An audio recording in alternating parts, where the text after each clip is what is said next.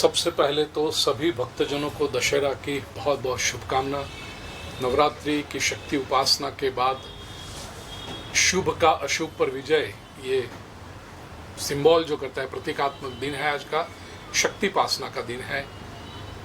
खास विशेष इस प्रसंग के बारे में मैं कहूँ तो जेम्स बिजनेस नेटवर्क, हमारे वीरेश भाई, अश्विन भाई और हेमंत भाई, 3 मित्र इकट्ठे हुए। मुझे याद है 2005 के साल, 19 साल पहले, ये 19वां वर्ष है। एक अच्छा कार्य करने का उन्होंने सोचा कि व्यवसाय के संगठन के मार्ग में विन विन सिचुएशन निर्माण करें, क्योंकि कलयुग के बारे में कहा जाता है संघे शक्ति कलौ युगे। कलयुग में सबसे बड़ी शक्ति यदि कोई होगी तो वो संघ में है, एकता में है। तो व्यवसाय के क्षेत्र में, बिजनेस के क्षेत्र में लोगों को इकट्ठा करके परस्पर लोगों को मदद रूप हो और सभी साथ में विकास करते जाएं, वो एक शुद्ध भावना लेकर के आज के युग की जो आवश्यकता है, मुझे लगता है ऑनलाइन भी अपना वेबसाइट और ये सब है, तो ये सब पूरा करके, तो ये तो करते हैं, अच्छी तरह से करते हैं, सभी को लाभ भी हो रहा है और जो हमें लाभ हो रहा है वो लाभ समाज को भी प्राप्त हो, ऐसे उदात्त हेतु से, ऊर्ध्वमूल हेतु से प्रति दशहरा को जितने भी लोग यहाँ पर आते हैं, ये मल्टीप्लाई के कंपाउंड में बहुत बड़ा प्रसिद्ध स्थान है, बोरीवली पश्चिम में माता जगदम्बा का धाम है, उससे बिल्कुल सामने ये मल्टीप्लाई के कंपाउंड में 19 वर्षों से ये सेवा यज्ञ चल रहा है। और जितने भी लोग आए सबको जलेबी, गांठिया, फाफड़ा और इडली जितना चाहे देते हैं। आज भी प्रातःकाल से यह सेवा यज्ञ प्रारंभ हो गया है। तो अब तो ऐसी बात है कि 10 बजे हम प्रारंभ करते हैं, तो 10 बजे के पहले से लोग आकर के एक प्रसादी के रूप में, हम कोई किसी को मदद नहीं करते हैं, लेकिन जो परमात्मा ने हमें दिया है, जेम्स बिजनेस नेटवर्क के ये जो मित्रों को दिया है, वो सबको बांटने की, सहना भवतु सहनौ भुनक्तु सहवीर्यं करवावहै, साथ में प्रगति करते रहें, ये शुभ भावना से ये सेवा यज्ञ चल रहा है।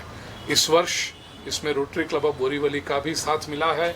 सत्कर्म परिवार जो हमारी संस्था है, वीरेश भाई तो उसके सदस्य ही हैं, तो वो भी साथ में जो थोड़ा कुछ करें, लेकिन मुख्य आधार जो है ये जेम्स बिजनेस नेटवर्क, उन्हीं के द्वारा ये सेवा यज्ञ हो रहा है। सनातनियों के लिए और कोई विशेष संदेश? आज के युग में सनातनियों को, जहाँ भी मैं जाता हूँ विश्व भर में, कथाओं के माध्यम से, व्यासपीठ से एक ही बात करता हूँ, ये समय है एक होने का। जैसे आरंभ में मैंने कहा संघे शक्ति कलौ युगे, आपस की जात बात में न बटें।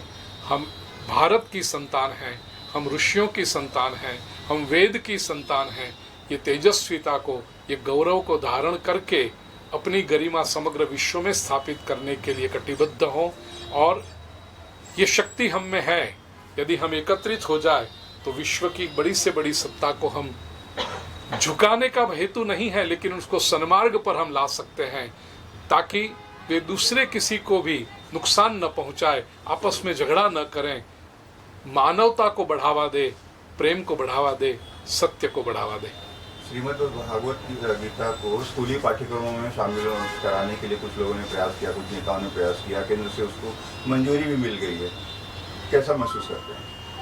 बहुत गौरव के साथ कहता हूँ, हमारे बोरीवली के और उत्तर मुंबई के जो सांसद हैं गोपाल भाई शेट्टी, उन्होंने संसद में ये प्रस्ताव रखा था, और जैसे ही वो प्रस्ताव रखा, योगानुयोग उस दिन मैं संसद की कार्यवाही टीवी पर देख रहा था, मैं पहला व्यक्ति था, गोपाल भाई को ट्विटर पे मैंने उस समय उनको संदेश दिया कि बहुत बहुत बधाई हो।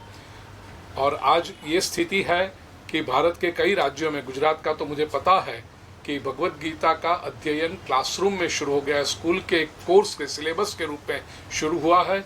ये आवश्यकता बहुत समय से थी, जो हुआ आरंभ वो तो अच्छी बात है, लेकिन बहुत देर से हुआ।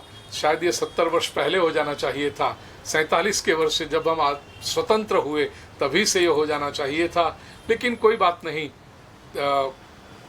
इस बात को गंभीरता से लिया जाए, ये कोई राजनीति का विषय न बना करके, भारतीय संस्कृति का विषय बना करके, कल का ऐसा ना हो कि कोई दूसरे लोग आ जाए और कहें कि हमें ये नहीं चाहिए, क्योंकि भगवत गीता ये सनातन वैदिक संस्कृति का एक गौरवपूर्ण ग्रंथ तो है, उसमें कोई संशय नहीं, लेकिन मानव की चेतना को उत्थान करने का, जीवन युद्ध में विजयी बनने का प्रेरणा देने वाला, उत्साह देने वाला, मार्गदर्शन करने वाला ग्रंथ है।